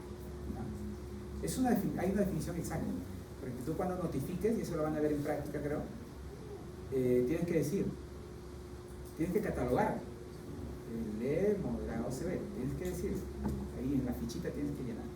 O sea, hay una definición exacta y es la que decir, ¿de acuerdo? Bien, pero me falta otro término que ustedes se van a encontrar, que es colateral. Pues miren, ya dijimos que es indeseable, bueno, deseable el terapéutico, indeseable todo lo demás. Pero dentro de indeseable, cuando causa daño, ¿cómo se llama? Adverso. ¿Ya? Efecto adverso o reacción adversa a medicamentos, ¿de acuerdo? Pero, ¿qué significa colateral? ¿Y qué significa secundario? Porque todos esos términos se han escuchado, ¿no es cierto? Miren, colateral significa que depende del mismo mecanismo que causó el efecto terapéutico, también se produjo el efecto indeseable. Eso se llama colateral. Secundario es cuando fue por otros mecanismos distintos al que produjo el efecto terapéutico. Por ejemplo, la taquicardia, ¿será colateral o secundario? Colateral, porque es también por activación de beta 2. ¿De acuerdo? Es también por alteración de beta 2. Pero, por ejemplo, ansiedad. Secundario. Hipertensión. Secundario también. Porque beta 2 dilata los vasos. Recuerden, beta 2 relaja. En vasos que irrigan músculos y corazón, también hay beta 2 y esos dilatan. ¿Debería aumentar la presión o bajar? Pero hay pacientes que cuando le inhalamos sube la presión. ¿Por qué? Porque a nivel central activa todo el simpático también el beta 2. Pero entonces ya no van a estar involucrados solo los beta 2, sino también, ¿cuál es el que aumenta la presión? ¿Se acuerdan en vasos? ¿Qué alfa? ¿1 o 2? Alfa. 1. Ahí hay una regla sencilla, que la sencilla, lo vamos a ver la siguiente semana. Creo, ¿no? No es todo autonómico. La regla de los pares impares. Los impares son estimulantes, los pares inhibitorios. Ustedes no recuerdan la regla. Alfa 1, ¿qué es? Impar. Entonces estimula la contracción. Alfa 2, lo contrario. ¿De acuerdo? Porque además los pares suelen estar a nivel presináptico. Ya ustedes saben que el presináptico es todo lo que busca para retroalimentar, evitar la sobreestimulación postsináptica. ¿No es cierto? M2, alfa 2 están para eso, ¿cierto? Para evitar que no haya mucho efecto postsináptico. El neurotransmisor también se va a unir a presinápticos. ¿Para qué? Para impedir que haya sobreestímulo postsináptico. ¿De acuerdo? Entonces, por eso generalmente los pares son inhibitores. Bien.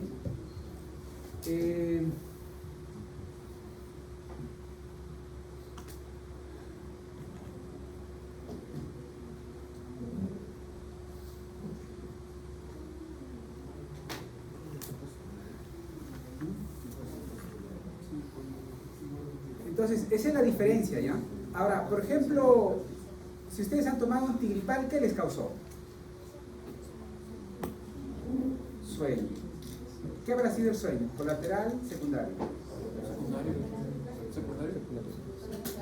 ¿Por qué toman el antigripal que contiene antihistamínico, ¿no es cierto?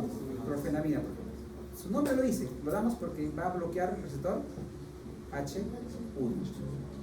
Ahorita hay algunos que están liberando a nivel cerebral su histamina y está activando H1 y les mantiene alertas. Hay algunos que han reducido a la histamina, entonces están... O sea, la histamina nos mantiene alertas, despiertos, atentos. Pero como estos son antihistamínicos, son agonistas inversos, un efecto opuesto, por eso da sueño. ¿Qué será entonces? Pero a nivel cerebral, pues ya, nosotros lo damos para que actúe a nivel nasal, ¿cierto? Ahí el colateral, el mismo. ¿Ya? También aumenta el apetito, porque la histamina nos da saciedad, nos dice ya no comas. Pero como estamos dando un antihistamínico, nos da hambre. Entonces, si aumenta el apetito, ¿qué efecto será? Secundario. No, también colateral, todo es H1. Pero fíjense qué pasa, también pueden estreñir los antigripales. Y ese ya no es por el antihistamínico, sino es por efecto anticolinérgico. ¿Por qué? Porque los antihistamínicos, además de ser anti-H1, son también antimuscarínicos. O sea, ya es otro receptor, es otro sistema, es más, ya ni siquiera es sistema nervioso central, sino periférico. Parasimpático. Entonces, ¿qué efecto será? ¿Colateral o secundario? Secundario. Secundario. Nosotros lo dimos buscando un efecto M3 o H1. H1. Entonces es otro mecanismo, es secundario. Es un mecanismo secundario. Causa efectos secundarios. ¿Y por qué? ¿Por qué esta teoría? ¿Qué voy a ganar con esto? A ver, si yo doy un antigripal, ¿hay forma que no evite que le cause aumento de apetito al paciente o sueño? No es cierto. Si no quiero que cause sueño, no podría darle nada al paciente, porque al darle algo que contrarreste el efecto anti-H1, también contrarrestaría el efecto contra la moquera. Cuando un fármaco causa un efecto colateral y yo quiero contrarrestar el efecto colateral, afecto también el efecto terapéutico. Muy bien, excelente. Para eso es importante que lo sepas. Pero si yo tengo un efecto secundario, ¿puedo contrarrestar ese efecto secundario sin alterar el efecto terapéutico? Sí. Excelente. Ya entendieron el valor de por qué esos dos conceptos. ¿De acuerdo? Entonces miren, todo eso hay que saber. Ahora, la RAM, por supuesto, tiene su clasificación. Esto lo voy a describir muy brevemente para tratar de avanzar, porque ya lo van a ver en práctica. Bueno, el acrónimo viene en inglés, ¿ya? A de augmented, o sea, aumentado. ¿Cuándo se dan esa RAM? Cuando excedo la dosis. No necesariamente sobre lo permitido, sino dentro del rango, dosis más alta. Porque cuando excedo, ¿ya cómo se llama? Tóxico, muy bien. ¿Ya? Entonces, una RAM tipo A viene de aumented, o sea, dosis incrementada. Por ejemplo, si yo a un paciente le doy benzodiazepina, me llega ansioso y le pongo benzodiazepina, al inicio se va a quedar tranquilito, ¿no? O sea, estaba todo ansioso, que no sabía qué hacer, sudaba, ¿no? Haciendo movimientos estereotipados, ¿no? Palpitaba, sudaba, ¿no? Y le di benzodiazepinas, ansiólisis, se tranquiliza. Pero no necesariamente se duerme. Le doy una dosis mayor, se va a sentir ahora laxo, relajado, porque el siguiente efecto que aparece es relajación. Si le doy una dosis mayor, ahí sí. Y si encima de ello confluye otra sustancia también depresora como el alcohol, y eso pasa con las peperas, ¿no? También hay peperos, mayormente hay peperos. La depresión nerviosa es tal que el paciente, ¿de acuerdo? Como ven, hay una gradualidad según la dosis. Entonces, esa es una RAM tipo A. ¿De acuerdo? Tipo A de aumentado. B, bizarre. Bizarre en inglés significa raro, extraño, fortuito, excepcional, o sea, no se ve a menudo. En inglés, bizarro, ¿qué significa? Malo. No, Malo. significa algo bueno, Lo contrario. valiente, arrojado, temerario.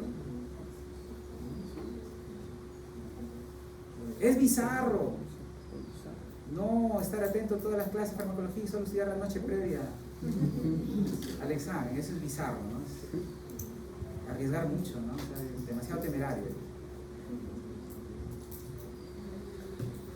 Pero en inglés significa raro, extraño, ¿de acuerdo?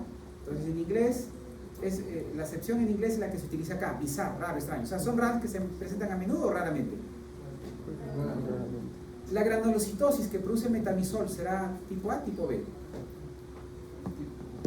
Les dije hace un momento que es ya no se usen mucho, no, tipo B. Porque no importa si le das poquito, le das mucho. Es raro, pero en algunos pacientes, por alguna razón, lo presentan. Son raros, son poco frecuentes. La A son las más frecuentes de todas. La B son las menos frecuentes. La A son las más frecuentes, pero también las más benignas, las más intrascendentes. La B son menos frecuentes, pero las que suponen mayor riesgo. Aquí es un niñito que le dé granulocitosis. Hay que ponerle en una unidad de aislamiento porque le va a dar infecciones terribles por encapsulado. Hay un brote, ¿verdad?, de meningitis en la selva, ¿no? O sea, afecta sobre todo a jóvenes. Muchos de esos jóvenes vienen referidos acá a Lima, no se rota. ¿Tienen la vacuna contra el meningococo? No está en el calendario, ¿ah? Verifique si es que les han puesto, ahí pidan su tarjetita. Bueno, ya ustedes ya tienen ¿no? el interés, ¿no? Ya quinto ciclo, chicos, vean si les falta esa vacuna. Tienen que tener para varicela, ya cuando roten pediatría, si no tienen, es terrible, puede dar encefalitis, ¿ya? Meningitis también para meningococo, y hepatitis obviamente, hepatitis B, sí o sí ustedes, ¿de acuerdo? El resto está en el calendario, así que no hay problema. Me imagino que no, pues, menos que sus papás sean antivacunas.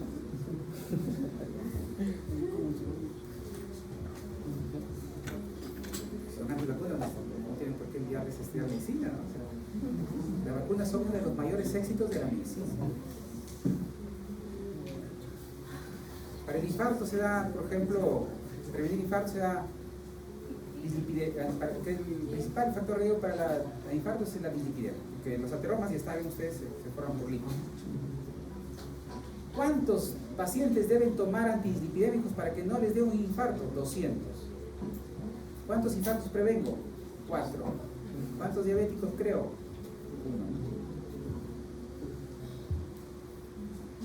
1. ¿Que ustedes pensaban que eran los 200 que toman? ¿Pero cuánto es la eficacia de la vacuna? De los antibióticos, ahí sí es altísima, ¿no? Por eso los antibióticos, la vacuna, las intervenciones quirúrgicas, está entre lo más exitoso de la medicina. Si negamos eso, pues negamos toda la medicina, ¿no?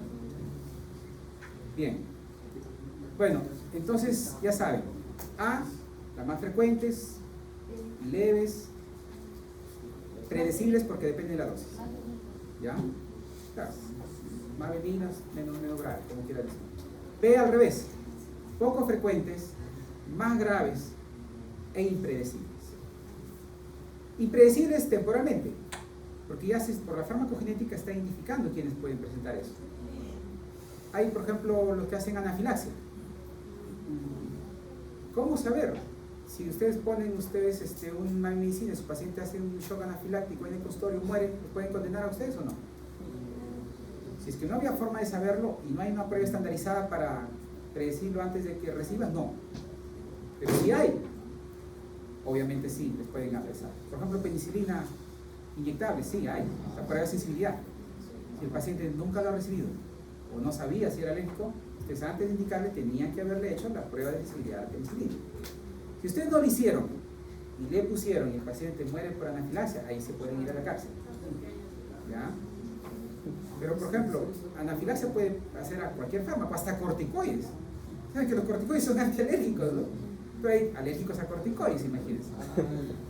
Entonces, no somos magos, pues no tenemos una esferita de cristal. Mientras ustedes hagan dentro de lo posible todo lo necesario y no hay una forma de predecirlo, no tienen por qué tener temor, ¿de acuerdo? Si no, imagínense, no podríamos atender mandándole pruebas de necesidad a todo el mundo para darle cualquier fármaco. O sea, no sería práctico y no estamos obligados a hacerlo, excepto en los casos que sí están asociados a alto riesgo de ese tipo de reacciones graves, ¿de acuerdo? Bien. C viene de chronic. Chronic, ya saben, ustedes, significa que se dan cuando se usa corto tiempo o largo tiempo. Largo tiempo. Pero fármacos que tienen larga tiempo de acción o corto tiempo de acción. Corto. No, largo tiempo de acción. O sea, estos son dosis y tiempo dependiente. Son fármacos que usualmente se acumulan en el cuerpo. Por ejemplo, hidroxicloroquina se da para artritis reumatoide. Si el paciente lo toma hoy día, ¿ya hoy día va a tener el efecto antiinflamatorio? No. 6 semanas por lo menos. ¿Por qué? Porque la droga tiene que ir acumulándose para que recién dé algo de efecto. Y se dice que un efecto estable se logra recién a los 2 meses. Y si yo a este paciente le estoy haciendo cada 6 meses campimetría, ¿por qué es? Porque sé que hay una RAM-C, una retinopatía inducida por hidroxicloroquina, que debo estar alerta. Entonces le hago campimetría cada 6 meses mientras recibo hidroxicloroquina para que al detectar cualquier distorsión del campo visual, inmediatamente suspende el fármaco.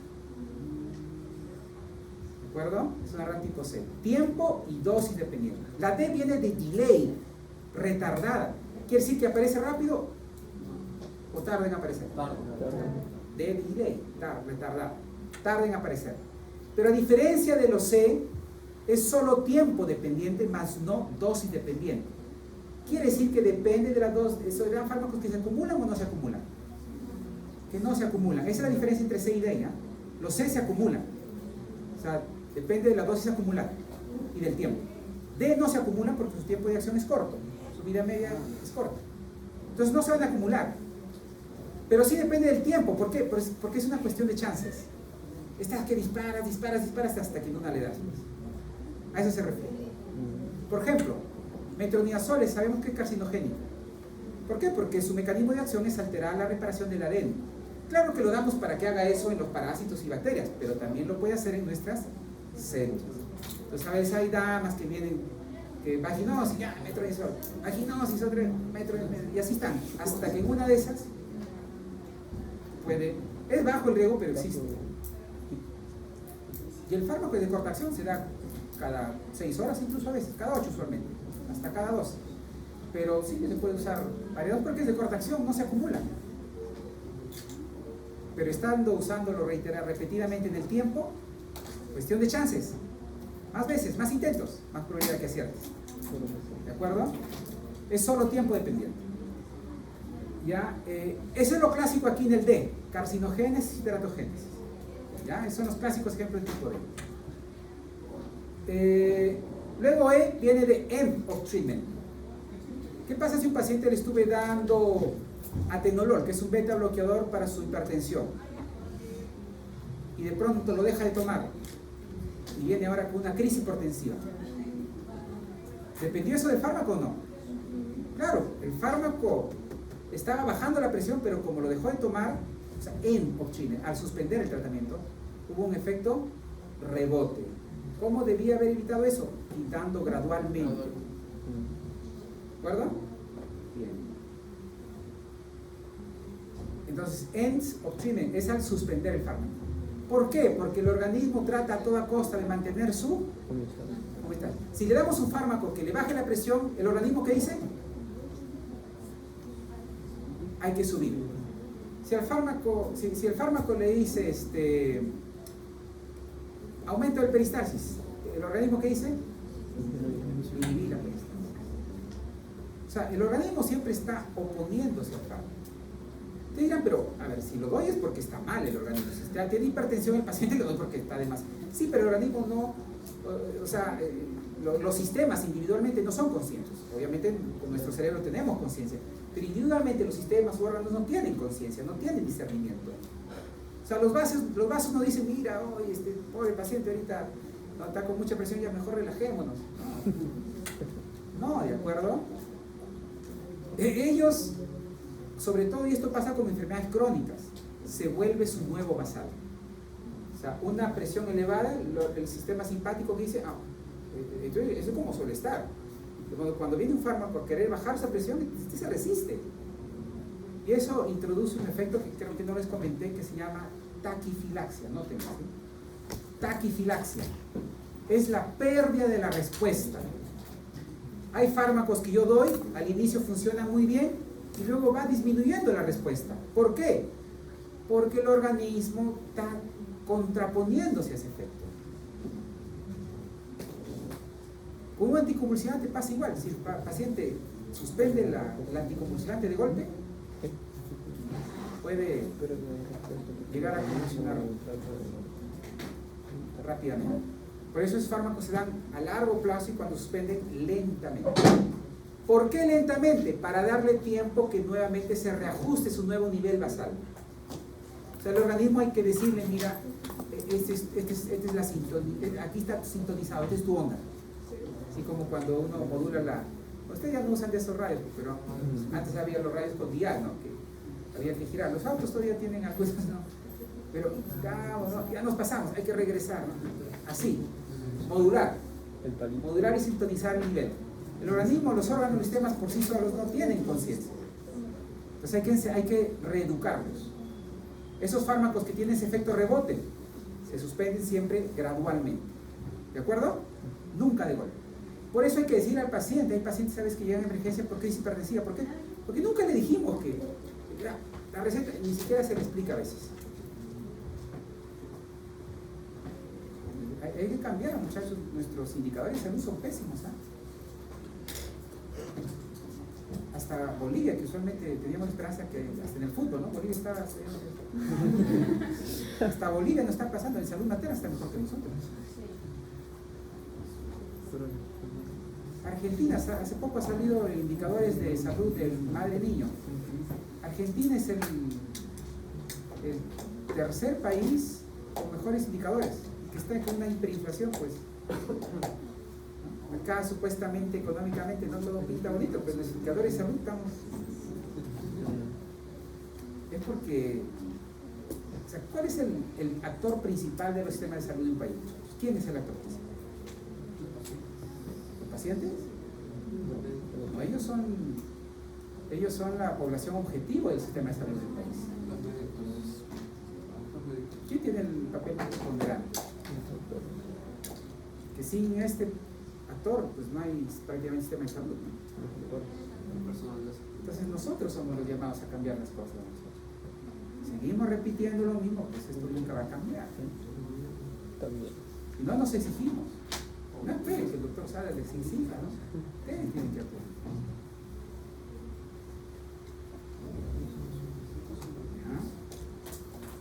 ¿Ya? Aquí con la misma facilidad que se pone 20, se puede poner pues 2, 3, si es que eso es lo que ha respondido, ¿no? Si ha respondido 20, ¿por qué lo tengo que reducir? O sea, yo aquí no tengo un límite, no, yo nunca pongo más de 16. Hay quienes tienen esa conducta, ciertamente, sobre todo en universidades públicas. Justamente dijeron, no, yo nunca pongo más. ¿Y por qué? No, es que todavía son alumnos no, pero a un alumno de este ciclo se le mide como un alumno de este ciclo. O sea, tú no lo vas a comparar con un egresado, ¿no? ¿De acuerdo? Y aquí, o sea, ustedes por si no están contentos con su nota, creo que lo único que le voy a tomar yo es el final, ¿cierto? El examen final. El resto le van a tomar los colegas, ¿no? De prácticas.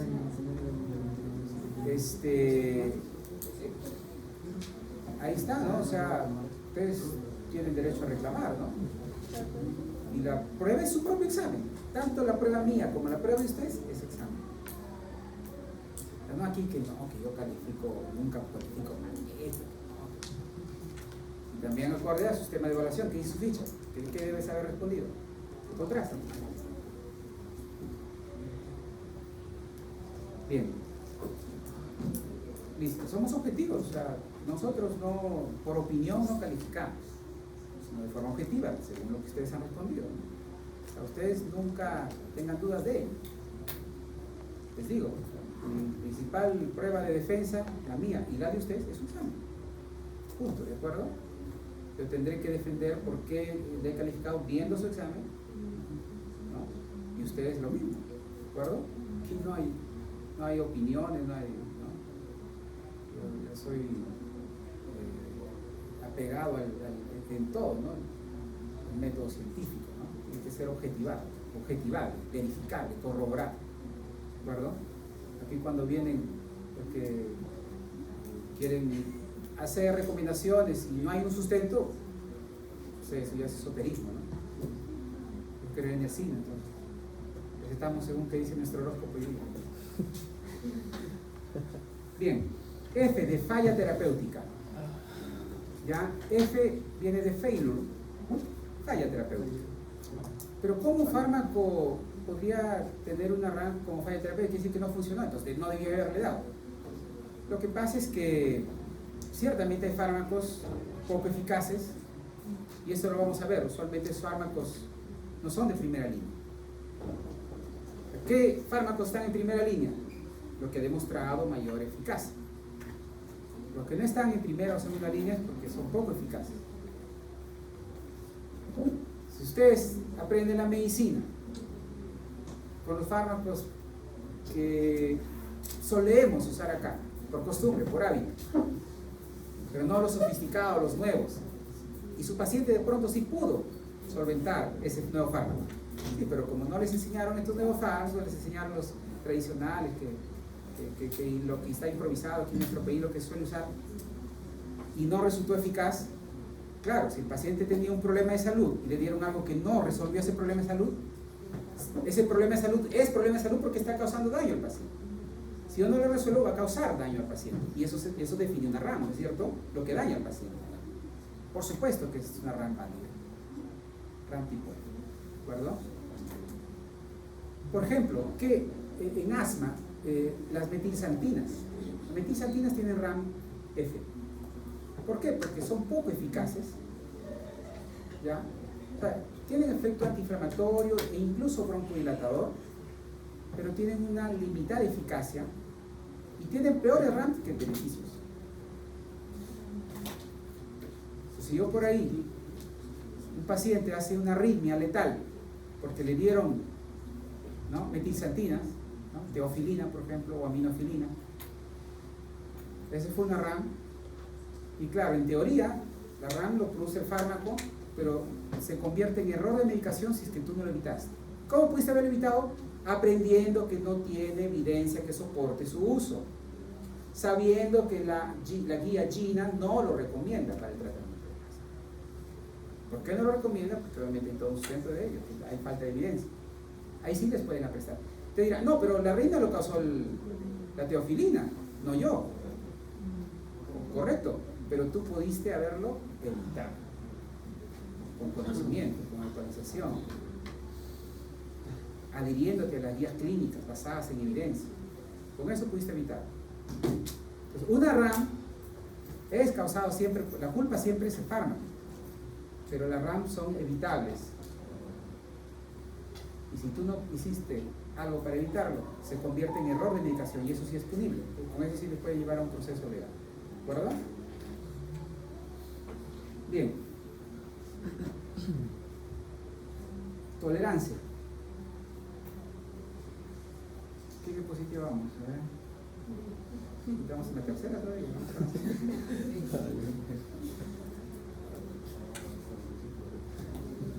Bueno, la tolerancia es lo que, o sea, hay varios, esto lo van a ver en farmacodinámica más ampliamente, porque hay mecanismos de regulación fármaco-receptor. ¿Ya? Uno de ellos es la tolerancia. ¿Qué pasa? Como les dije, el fármaco dice arriba, el organismo dice abajo. El fármaco dice más, el organismo dice menos. O sea, el organismo, como les digo, sobre todo en procesos crónicos, asume que ese es su basal y lucha para mantenerlo, porque está diseñado para mantener su basal, pese a que está en un trastorno patológico, ¿no? Pero el organismo, como le digo, los órganos, los sistemas por sí mismos no tienen discernimiento. Entonces, usualmente son varios mecanismos que llevan a la tolerancia, ¿ya? Puede que haya desensibilización, por ejemplo.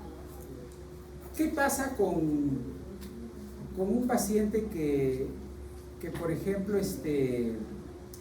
usa mucho solo salbutamol, solo salbutamol, y no usa antiinflamatorio? ¿Qué pasa con su riesgo de muerte? ¿Aumenta o reduce? Aumenta. Por eso nunca un asmático debería estar solo con salbutamol. Ustedes dirán, ¿pero por qué? Porque uno es que el organismo, como les digo, trata de mantener su homeostasis, así sea una homeostasis anómala. Yo sé que por definición homeostasis significa el equilibrio, ¿no? Pero las células, los órganos por sí mismos creen que el nuevo estado patológico, sobre todo si es crónico, es un nuevo basal. Van a luchar para mantenerlo. Entonces, si el paciente está que usa beta 2, estimula beta 2, ¿qué va a hacer las células musculares lisas de sus bronquiolos? Lo va a endocitar esos receptores beta 2. Y ahora va a tener menos beta 2. Con menos beta 2 va a ser más difícil broncodilatar. Encima de ello, los pocos beta 2 que se activen, algunos de ellos son proinflamatorios. Beta 2 no solo broncodilata, sino también promueve inflamación. Y como el asma es una enfermedad inflamatoria, si yo solo busco broncodilatar y no aplacar la inflamación, ese paciente se va a seguir exacerbando sus síntomas. Por eso el paciente empieza usando un inhalador por mes, o si quieren uno para 2 meses, y luego termina usando uno para un mes, uno para una semana, uno para 2, 3 días. ¿Cuándo empieza a aumentar la mortalidad? A partir de 6 por año, y eso es más de un inhalador cada 2 meses, ya aumenta el riesgo de muerte. ¿Se dan cuenta? Porque el paciente va reduciendo su respuesta. Y si yo quiero el mismo efecto, necesito aumentar la dosis. Eso también pasa en las adicciones. Si un paciente luego ve a sus espinas, ¿no? Con los asimilos pasa mucho eso. Esas espinas tienen ahí un box warning en su hojita de FDA o la tabla de la cuadro de advertencia, que aquí la DGMI no tiene, pero la de FDA sí siempre lo tiene, el box warning le llama. Es lo primero que aparece después del nombre. Es donde se alerta lo más importante sobre ese fármaco. Y dice, aumenta el riesgo de muerte en ancianos por cualquier causa. O sea, el mero hecho de tomar benzopinas un ancianito tiene más riesgo de morir. No importa que tenga o no tenga. El mero hecho de tomar benzopinas tiene más riesgo de morir. ¿Por qué? ¿Ya? Y eso hay estudios que lo corroboran. Pero aquí muchos se dan benzopinas para el insomnio en ancianos, cuando no es así. Lo peor, para el insomnio crónico. Y seguro ustedes